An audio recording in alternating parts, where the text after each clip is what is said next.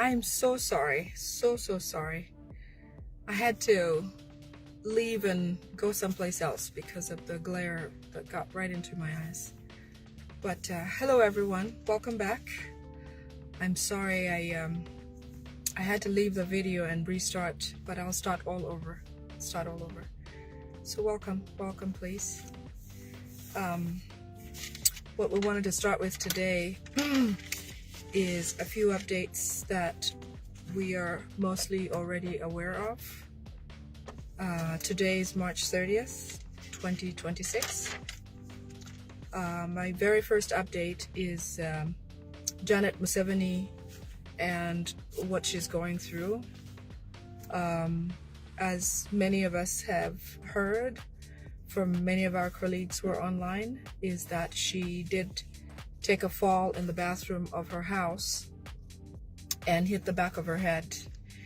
And usually injuries to the back of the head are worse, could be worse than those to the front, because in the back of your head is where your brain stem is, which connects to a lot of the rest of your nerves all over the body, including your arms and your other limbs, you know, your legs and so on and so forth. But in any case, when you hit the back of your head, you could lose vision, you could lose, you know, a lot of functionality that has to do with the brain, the back of the head, the brain stem, and your nervous system, which is the communication of the brain about what to do, when to move your hand. If you touch fire, what do you do? How do you react to things like that? So she did take a fall at State House, and at first they took her to the military hospital in Mbuya. That's where she was treated. They tried to treat her from there. She was on life support, very critical, very critical. And recently, a day or two ago, they said that she was sent to Germany. Sorry, she was sent to the United States, according to an itinerary that is being shared a lot. However, it is very likely that that itinerary was shared for intentions of throwing people off. But my intelligence that I got said that she was sent to Germany. Reason being that Kagame of Rwanda, President Kagame, was in Uganda trying to help Muhoozi and Salim Saleh and obviously Museveni with what to do. Hi Flo, welcome back. What to do to help with what's going on. As you know, Kagame himself is sitting on a time bomb, and anytime from now, anything could happen to his government and his leadership, and he's very well aware of that. But in any case, they're both in the same boat, because Kagame has thrown things back and forth to Museveni, and Museveni has thrown some back to him. So both of them are in defense mode, but they're cut from the same cloth, and so they always defend each other or support each other. So Janet, at this moment, is in a hospital that likely the same hospital in Germany where Kagame was taken for treatment when he was critical a few months ago. Because of his presence in Uganda and him making all the arrangements, I believe we may have been hoodwinked by the airline, the special airline that left Uganda to go to Savannah, Georgia, as where she was taken, but I think she was sent somewhere else. I believe that family knows that there's no place in the United States where they can go. United States or Canada, London, the UK. I don't think they've been attacked in Germany before, but I know very well that they know that those countries, they can't go and hide completely. You know, Amama Babazi went to the UK for treatment, and he was smoked out of a hotel or something. In the US, there's been several. There's also been some in Canada. So I don't believe that they will send a patient out here and the whole route is trackable for us to deal with them, especially now. There's also speculation that if Janet passed in Uganda or passed away in Uganda, it will take time for them to even share the news. It'll be hard for them to come out and say this has happened to Janet or so on and so forth. But those three speculations, that she's either abroad in the US for treatment or has gone to Germany where Kagame organized that she should be taken and treated to his specialist doctor, or she may as well not be there, but is being kept at Mbuya because I understand the security and everything that happened while she was there, when she had just been taken there, has stayed the same. So there's not been much change there, which means it is also possible that she may not even be with us, but is still in Uganda. As you know, these people will try really hard not to look weak. Okay, that's one of the things that they're not going to show is weakness. I can bet that Janet could be in coma or gone and they won't speak about it. That wouldn't surprise me one bit, because they want to prepare themselves to brace whatever they might face if they come out, especially knowing that it will be celebratory for most Ugandans. So that's it about Janet. Well, one more thing. Today, while I watched a video of one of my colleagues, he mentioned that according to another source, Janet may recover or somehow get some life back in her, but her lower limbs, I mean her legs, would both have to be amputated because of the cancer that has eaten most of her legs. So I don't know what her condition is. I don't know what her condition is, and if it is cancer on her legs. But I know that from the fall, so many things could happen, including necessity to amputate because of a loss of functionality in limbs and all of that. I'm not a doctor, so I'm not going to say that it's truly medically accurate. But there is that. So she's either not here and they won't come out. She could be in Savannah, Georgia. She might well be in Germany where Kagame was treated. Or she may be gone and they won't say. Those are all possibilities. Because they know how much we want to celebrate this. Okay, I've never been this evil, you know. But these people, with everything they do to people, you can't wish them good. I'm yet to meet somebody who has lost somebody because of Janet Museveni or Museveni family, who is really pleased by how things are going for them. And it's not evil. It's just what they call closure. For some people, it may not be enough, but people who are that evil, I can't cry when they go, because it is too much pain, too much for everyone else, too much for, Yasin Kauma's children, too much for just anybody, the political prisoners that are in prison for no reason, who are brought back to prison every month just for show, because they want to, make them feel like they must surrender to whatever Museveni wants, just so they can live. Like President Chagulanyi said, he wants the freedom to choose, and that's all we want, is the freedom to say, I want this and not this. I want this person and not that person. And not for that, all of them to impose themselves on us and want us to choose them. It's impossible. It's impossible. Okay, moving on. The government is now under Muhoozi and Salim Saleh. They are the two people running the Ugandan government. Don't be fooled by Museveni showing this and that, or videos of Janet Museveni AI tricked so that it looks like they're still in power. No.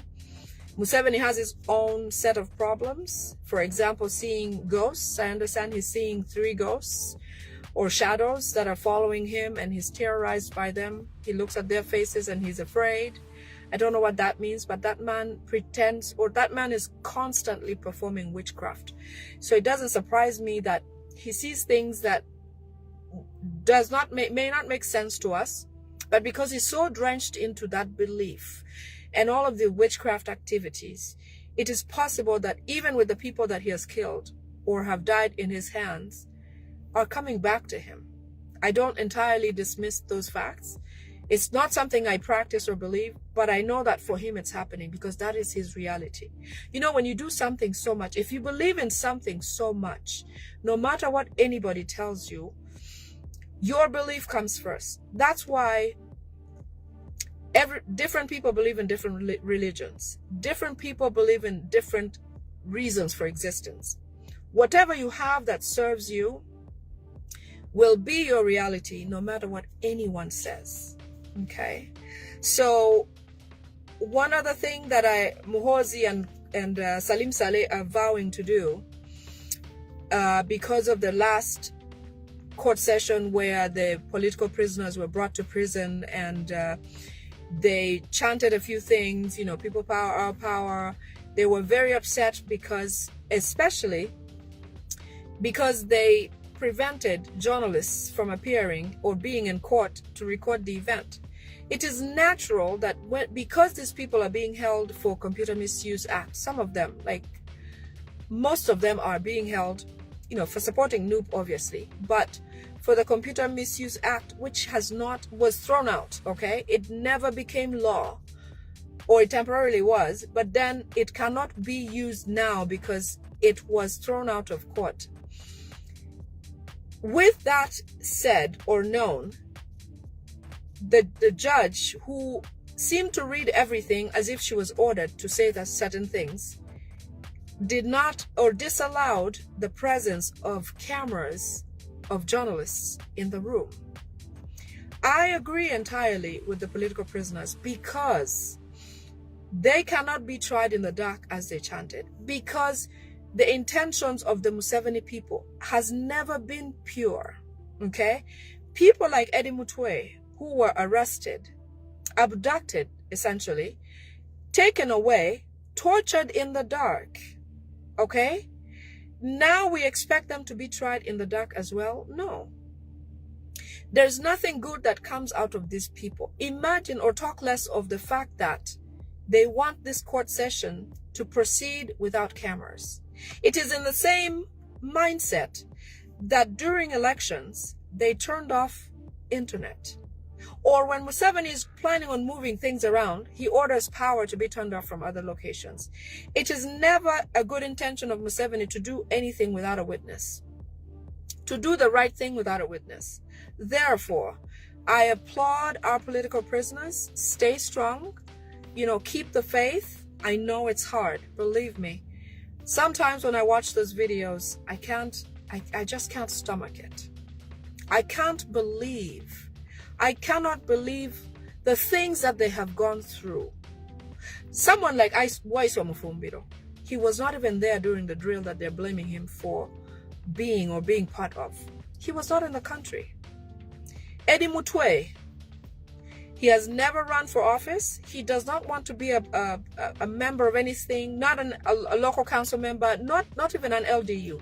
Eddie Mutwe just lived a normal life. He's a barber. He has never, as much as he's built or has his, you know, his strong and powerful and this and that, he has no interest in attacking anyone. He has never been in any fuss or fights. You know, Eddie Mutwe loves his friend Bobby Wine, and he offered his life to protect Bobby Wine. Not because he's paid heavily to do that, no. You know, Eddie Mutwe is much more threat to Museveni than Mugisha Muntu, who was a general, who is a whole general, and ran as an opposition, okay, as an opposition to Museveni. Eddie Mutwe, Waiswa Mufumbiro, Olivia Lutaya are more powerful individuals in the eyes of Museveni than Mugisha Muntu, who ran as an opposition of Museveni. Is that ridiculous or what? This further proves that, obviously, all of the opposition that Museveni has are people that he has put in place to help him stay or look legitimate as a democracy. Museveni has never been a democracy, and he doesn't want it. Our people, our forefathers or our fathers who ushered in people like Museveni, did not know. Reason being that Museveni came in during bad governance and said exactly what they wanted to hear, only what they wanted to hear. And they accepted him and embraced him. But that doesn't mean that Museveni had no intentions. We didn't pay attention to what Museveni was doing. But everything that he said or meant to say truly speak about where we're ending up today. Museveni has said things here and there subtly. He said things that there won't be an opposition by 2020. He truly meant it. And people clap and shake hands and think, oh, yeah, that's a good thing. No. Here we are now. We have to undo a lot of what our parents did. Many are not here. Our grandparents embraced him. But we have to now, as the descendants of those who brought him, undo what we were absent. What happened while we were absent? Which is of an advantage to us now because there's a generational gap. There's a whole generation between us that never lived to see this. But being that we are gifted with our own, internet and things like technology, we've been able to successfully at least get somewhere with Museveni. And I'm sure we're going to break him. I'm sure. I'm very confident that this time Museveni is going to go. Museveni must go. Nature is taking its toll on these people. That's why Janet is down. It's a combination of things. It's the stress, it's age, it is the guilt of what they've done for so many years. It is bad karma that's coming back to make its appearance, as it should, because that's just what life is. They knew they wouldn't escape this, but somehow they felt empowered to, by the tools they have, such as the military and the guns and all of that. But this time, I believe it. I think we're going to make it. I believe we're going to make it. So the government is now led by Muhoozi and and Salim Saleh. That's Museveni's brother. One thing they've decided to do to the political prisoners is they are planning to poison them while they're still in prison. The Waiswa Mufumbiros, the ones who the ones who we know where they are. Unfortunately, there are some who we still don't know where they are, who are missing. But the ones who are left, today and tomorrow and the day after and the next week and next month, those are the ones they want to poison. And the kind of poison they want to give them is the one that will start in jail, in prison, and work its way. And then when they realize that they are feeling weak or the poison has settled well in their bodies, they will release them from prison and send them into the community or their homes from where they will each die one at a time. Muhoozi and Salim Saleh are here to revenge on people like Waiswa and the new people for failing their dream of a government. They feel like by now they should have destroyed every opposition that existed. But Nup is standing in the way. Muhoozi is absolutely upset because Bobby Wine is outshining him. According to him and his father, it would be Muhoozi's time by now. But of course, as nature would have it, he's a spoiled brat. He's a child. He's a Peter Pan syndrome type child. He was gifted. He was given everything on a silver platter. You know, if Muhoozi had worked really hard to become a general, like they say he is now, he would guard that position with all his might. He wouldn't say the things that he says. But because Muhoozi was handed 1 star, 2nd star, 3rd star, or whatever how many stars he has, is the reason Muhoozi behaves this way. He alone and he himself has destroyed his father's government. And it is irreparable and cannot be rescued. He's a psycho kid. Thank you, Jonah. He will not be rescued. I know that he's trying really hard. Salim Saleh is going to try to bulldoze things around. And that's the only way they can do anything. But for Muhoozi to legitimately be elected or appointed, excuse me, will not happen. So he's drenched in revenge because, first of all, he doesn't have His Excellency Kyagulanyi Ssentamu, which is something that they have wished and hoped for. And they know darn well that the military and the police were the ones who helped or made sure that Bobby Wine successfully lived in the country in hiding and left the country right beneath their nose. It is the reason why Muhoozi is arresting the military or police or officials in the military and police left and right. Today, the Monitor came out with a document that states that, I'm going to have some water, sorry. Excuse me, there's something in my throat. Anyway, today a document came out in the Monitor that states that Muhoozi has so far arrested 60 military executives, police and military. But the real source states that at least 60 police and military have been arrested, at least, over suspicion of abating or aiding Bobby Wine from exiting the country. And also sharing information to people like us so that we can get it out and help people and warn them and protect them and keep them safe. So he's still going to continue arresting people. Fortunately, he has not touched anyone who we work with. None of them. Or I wouldn't be doing this right now. In as much as they think they can use the knowledge that they have, I think that what we have in place is definitely beyond what they could handle or what they can try to take away from us. Muhoozi is threatening to visit Kyagulanyi Ssentamu's family in Uganda, and he says he's going to make His Excellency cry. This likely means, because this is how they live and believe in acting, it is likely that he's planning to harm a family member of His Excellency Kyagulanyi Ssentamu. So anybody who is close, who can reach the family, let them know that this is likely to happen. But as soon as they find suspicion in some sort of activity that's not normal, to please share it so we can get it out.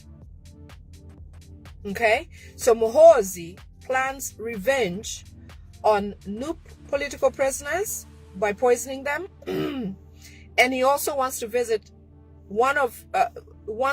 His Excellency Kyagulanyi Ssentamu's family. And he says he's going to make His Excellency cry. We know what that means. Okay? The next thing is the old oppositions have been meeting secretly with Muhoozi, Salim Saleh. They have all negotiated positions. People like the Mpugas, someone like Semujju Nganda. I saw a video where he went to greet Anita Among and seemed like, a regular to her. Some of them from the Acholi sub-region. I know of some Nup members who are coming from the Acholi sub-region and plan to go and meet Anita Among. And I will share the names in a few days to come. But they want to go and meet Anita Among and state that they are on the side of Anita Among. They're NUP members. We know the names, and we will get to them. He has also done his own share of evil. And so it doesn't surprise me that what Museveni is going through is meant to happen to him. According to sources regarding Janet Museveni's condition, 85%, she's in Germany. And with the condition that she's in right now, as I mentioned earlier, they said that her lower limbs would have to be amputated if she survives being where she is at the moment. If she survives. There's a big if, because it is likely that she may not come out of what she's going through at the moment. Our NUP member Hightower, our brother, foot soldier, Museveni has ordered a shoot and kill for you, and it's been a warrant out there for a long time. However, he has moved on to search for you in Kenya, where he suspects you live. He has found some Ugandans in the area in Kenya who he is working with, and they're coaching them so that they can come out and say that you taught them, or you took them out there with the promise to train them to become soldiers for NUP, and that you do have arms and you're an organized rebel group. As you know, Museveni wants to brand NUP a rebel group desperately. Desperately. And after His Excellency Kyagulanyi Ssentamu leaving Uganda, like I said, many forces have been arrested, and they're now divided. As they're being arrested, they're sent to different locations. And you also know that a lot of SFCs have been spread out in the military, in the police, in the infantries, in the different locations where the armed forces live or work. The purpose of having them there is to try to get them infiltrated in the military, and also use them to identify, yes, Eve, he is one of them. Eve says Odonga might be one of them. I'll get to him. I've got something to share about him. So the armed forces are still going to be arrested further. People like Don Navasa, who, as you might, I don't know if everyone knows, but Don Navasa was the armed officer who had plotted to kill Kyagulanyi Ssentamu in Arua. It was unfortunate that Mr. Yasin Kauma was killed in that attack. The intention was to shoot His Excellency Kyagulanyi Ssentamu. But something about the steering being on the opposite side of the vehicle, that instead of shooting the seat where the passenger seat, they shot a driver's seat where Yasin Kauma was sitting. Because some vehicles, for example, in the US here, we drive, our steering is on the left side of the road, of the vehicle. But in some countries, the steering is on the right hand or right side of the vehicle. And so because the vehicle that His Excellency had at the time had the normal steering, as it should be in Uganda, swapped around to look or be like the one in the United States, which is to the left, which is this side of my car. So Don Navasa was the executor of that deal to try to end the life of His Excellency Kyagulanyi Ssentamu. But as we speak right now, Don Navasa, his life depends on Museveni's government falling and Kyagulanyi Ssentamu's government starting. And that's how life is. Whatever they have done, okay, is going to come full circle and get back to them.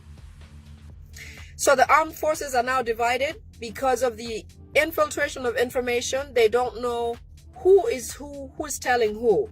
And they have a major reshuffle coming up because Muhoozi and Salim Saleh have their own suspicions of who is passing information. And Muhoozi, being super temperamental, he does not have the time to investigate who is actually doing what. That is why the people who are giving us information are still in there, while everybody else is arrested and thrown in jail. But that serves them right, because the people they're working for are just like that. Okay? So there's going to be more arrests coming, and there's nothing that they can do to stop filtration of information leaving their government and coming to people like us. Museveni's government, there's lots of changes. Lots and lots of changes. The other thing is there's a new initiative by Salim Saleh and Muhoozi, where they're having youth wear NRM uniforms or t-shirts. They're paying each one 500,000 to 700,000.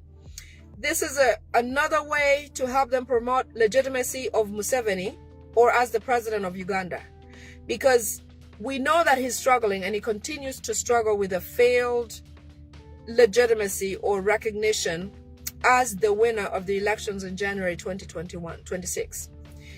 Because he's struggling a lot, they're forcing people to wear those t-shirts, paying them here and there to wear them, so that they're all over the villages, and having people looking at them and thinking, oh yeah, I think the government is still strong. I think the NRM are still strong. But that's only a ploy for them to look legitimate. However, when those people who are given those t-shirts are provoked, okay, you know, they'll wear those t-shirts and come into the community. Excuse me, I have a bit of a cough. They'll wear those shirts and come into the community. And obviously, Noop or genuine Noop members will feel offended. You know, you see your friend that you thought was, you know, is going through the same problems, should understand. All of a sudden, they show up in an NRM t-shirt. You may question, you may ask, you may say, what's going on? What changed? What changed? In the efforts to find out, or they hope there'll be some sort of reaction or negative reaction towards those people. And with that, they will cause an incitement of violence. As soon as that happens, whoever is present, it doesn't matter if a child, a woman, a grandmother, a grandfather, anybody that's present that will speak negatively of those people wearing uniform, those youth wearing uniform, will be taken and punished severely. We may or may not see them again. Okay, so that's what they're planning to do. What the Museveni government is trying to do is to ignite some sort of violence so that they can take it from there. Remember, the coup d'etat is still in plan. It's still intact. It may be more possible today than it was when I first introduced it. They specifically want to start something, either something small that will cause something light, or go full blown to something big at once. So even if we may avoid violence in small forms here and there, the big plan of them starting a coup d'etat is not going to end, because it's the only card these people have left. I can't imagine there is something else that Museveni knows that he feels like he can land perfectly to stay in government. Okay? First of all, he's afraid of swearing in. He's afraid that on the swearing day or the ceremony at Kololo, he's going to get shot or get picked up. Like I told you in my last video, Museveni has dreams, as most leaders do. As in the Bible, some of the leaders or the pharaohs who had dreams could not continue being the kings of their kingdoms, because those dreams baffled them to the extent that, because they could not interpret them, they decided or saw the downfall of their government. So, in essence, as a human being, Museveni knows that they've lost control of the government. What Muhoozi and Salim Saleh are doing are grasping on straws, because it is not possible to turn anything around anymore. The Western world has not recognized Museveni. Bobby Wine is out here lobbying. A lot of files are sitting at the ICC offices. Lots of files at the European Union, European Parliament. All of these places where Museveni says, that guy is loose and is talking. And that's one of the things that Museveni feels and knows for a fact that he's going to go. Yes, Gift, he's definitely going. Okay? So, with those people that I talked about that will be given those NRM t-shirts, paid 500 to 700,000, Muhoozi and Salim Saleh, they have about 1 billion Uganda shillings to give away on that ploy. Okay? So once those people retaliate or cause any sort of, talk back to this NRM wearing t-shirts or whatever, they want to cause fear in people and keep them in fear so that they can move on with the coup d'etat with the least resistance possible.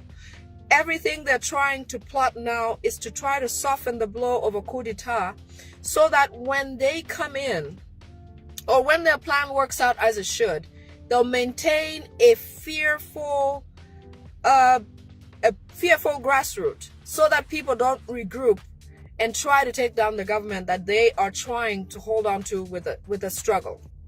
Okay, so watch out for those people that are going to show up in NRM t-shirts, yellow t-shirts. Please look and look away. Don't say a word. If you do, be gentle. Just, move away. Because even those who are doing things like that are looking for money or survival. A lot of Ugandans today don't believe that Museveni will change their lives positively. That thought is out the door. It used to be that people had a lot of faith in Museveni. Not anymore. And I don't believe that's going to grow back again.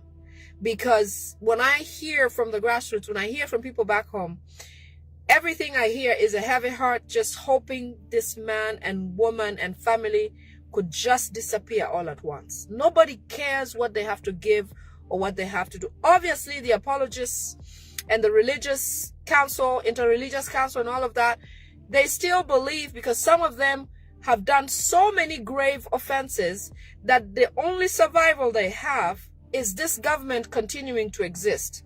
There's a group of people like that. The ones who are forcing Museveni to stay or forcing a way for Museveni to stay longer in government is because they have a lot to lose. They have done some things that a new government would incriminate them and cause them to lose everything. There are people like that. That's a faction of the population. People who cannot lose the government because they feed off of it, or they're feeding really well. But even then, it doesn't take them, it takes the grassroots. Just like when Museveni came, it was the people that got him into power. The same way he's going to go.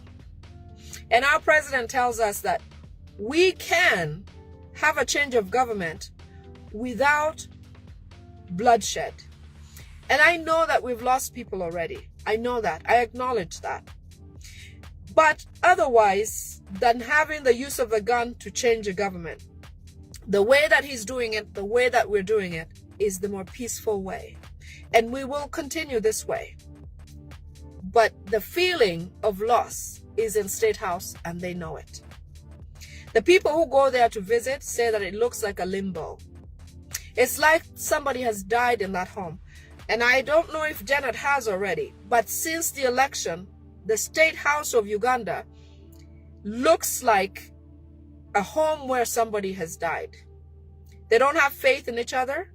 They don't trust each other. Many of Museveni's historicals, people who came with him, people who came in power with him or ushered him in, have told him to just let it go. Amama Mbabazi has told him, just leave this thing and go. You have lost. They have advised him to try to form a new opposition because they believe that a new opposition could help them come back with a new face and then later unveil continue what they were supposed to be doing or what they're doing. But even then, Museveni came out and said, you know, I have already used oppositions that have been mine, including Besigye, Mugisha Muntu,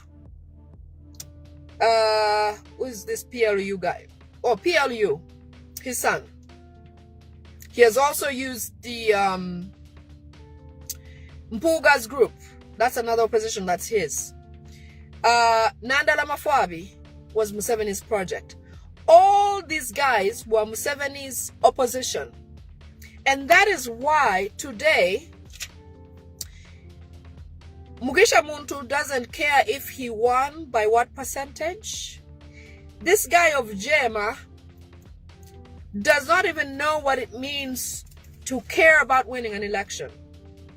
The peasant party man who went and filed a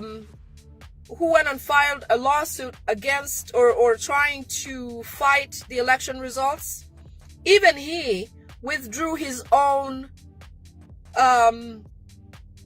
suit, because how are you the one filing or putting a case in court, and yet you were somewhat the last on the election tier, on the winners tier? So Museveni claims he won. Okay, Bobby Wine, I believe, came next. How are two people in between skipped, and the peasant guy, who did not even make half the vote, who did not make as much as His Excellency Kyagulanyi Ssentamu, go ahead and sue, and not Kyagulanyi Ssentamu's, and instead of Kyagulanyi Ssentamu suing, because the likelihood of overturning the election and a re-election and a genuine win, if things turned around, it would be that the second person would be likely the one to win or has a better chance. But in this case, the peasantry guy, the almost next to last, maybe last, was the one that sued. And in any case, it makes sense that he did, being a project of Museveni, because if he sues, or when he sued, he was hoping that Noop would come out and say, hey, we'd like to join you. Here are the DR forms. Here is our evidence. Here is everything we need to sue. Because what they assume is that Noop is not aware of politics. They're not good in politics. As much as they despise us, they think we don't know, we don't have the knowledge of, we're not smart. But I tell you, Bobby Wine has knocked Museveni hands down time and time again. So this peasant guy from the peasant party died in his own movie. Whatever efforts he was trying to make, whatever skills he was trying to pursue to try to get Noop to come out and speak and offer him the DR forms, which I believe was the goal of having him sue, okay? Sue, put a suit in court where the judge would be, obviously, Nzeja. The Attorney General would be somebody appointed by Museveni. Nzeja is appointed by Museveni. Chiriowa Chiwanuka. And then Museveni's son-in-law, who's Museveni's attorney, would be the one representing Museveni. Essentially, this peasant guy sues. Museveni is defended by his son-in-law, who is actually in charge of all legal activity in Uganda. He says what happens where. It is no wonder when the last time Waiso Mufumiro and the political prisoners were brought in prison, the judge, the lady who was speaking or presiding over the case, was reading everything word for word. She did not look like she knew what she was saying. Neither did she have any precedences to attach to the case or to make a ruling based on what she knows for a fact because of being an attorney or being somebody with that experience or somebody who has a reference of a case that they can attach and say, according to this happened where this person sued so and so, or the state so and so versus so and so. This is what the decision was. Without any of that, she went ahead and read the document that was before her, which all those documents come from Museveni's attorney, who is his son-in-law, the husband of one of his daughters. He's the one who tells even Zasia what to do. None of these decisions are made fairly because it's the law in Uganda. That is why when His Excellency Kyagulanyi Ssentamu comes to power, a lot has to be changed. The judiciary must become independent of being coerced by other arms of government, or even people who are able and well-to-do, who may be able to change things or arm twist anything that must be passed by the judiciary. So people like these people, okay, they hope that we don't know what to do, so that when they play a certain game, we fall in the trap. But many a time, especially with Kyagulanyi Ssentamu's coming, it hasn't worked. I watched a video today where Odonga, Honorable Odonga, this is really unfortunate, because when you think about the older generation coming off of places like, you know, Chief Justice Owindolo just resigned or retired, you know, people who are older in age leaving offices, you think people like the Odonga are ready to fit into those shoes legitimately, because somewhat of their experience. Odonga has been in parliament for at least 20 years. He's a law student, a trained, a legal person. Odonga has thrived heavily on getting funds from the Museveni government when the time is right. When Odonga comes out and says things like, if you can, I will share the video. If you know what I know in the background, the things that this man is doing to try to get money from Anita Among, bouncing between Mao and Anita Among, causing a rift just to get money from especially Anita Among, because Mao doesn't have it. And then every time something happens, he jumps in right away. Why? Because then Museveni says, come over here. What are you doing? What's the noise all about? How much do you need to shut up? That is how Odonga lives and has benefited from this government. For Odonga to come out and say that Bobby Wine, or His Excellency Kyagulanyi Ssentamu, is simply running away, and Museveni is not looking for him, you know, and that running away is not valid, or the reason for which Bobby Wine is running away is not good enough for him to do something like that if he feels that his reasoning or reason is legitimate. It is unfortunate that this is somebody from, I'm not somebody who believes certain people are better than others. No, I embrace every tribe in Uganda, every person, even living abroad here. The way somebody treats me personally matters to me more than what they look like, where they come from, and all of that.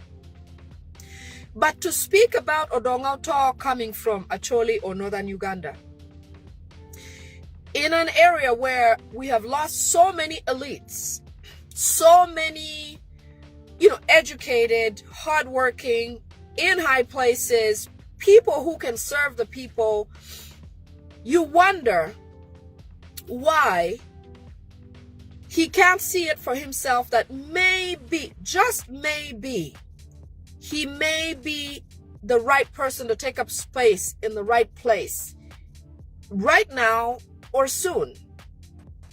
According to Odonga, Museveni must remain governing Uganda for a long time. When I say people who are benefiting from this government or people who have committed some atrocities in this government do not want Museveni to leave the leadership, I mean people like Odonga, because every time something happens that upsets Museveni or gets him a bit startled, Odonga comes in the mix to try to light a fire on the other end so that he's invited to be asked, what's going on? How can I help you? And he's fed, then he's quiet.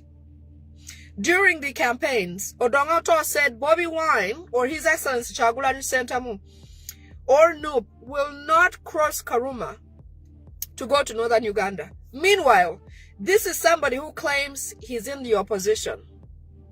I think he ran as independent or whatever. Even in running as an opposition, he hoped to win the election. But I can tell you, even his own people did not vote him. He ran leaning towards the NRM and people knew it. As much as elections were cheated or stolen, Odonga did not win. What is Odonga doing now? After stopping Bobby Wine from going to Gulu and all this and that, right now Odonga is looking for Museveni to shut him up with some money. So when you see him yelling this, that, and the other, he's looking for an opportunity to get called at State House and say, what do you need? How can we just let you lay off this?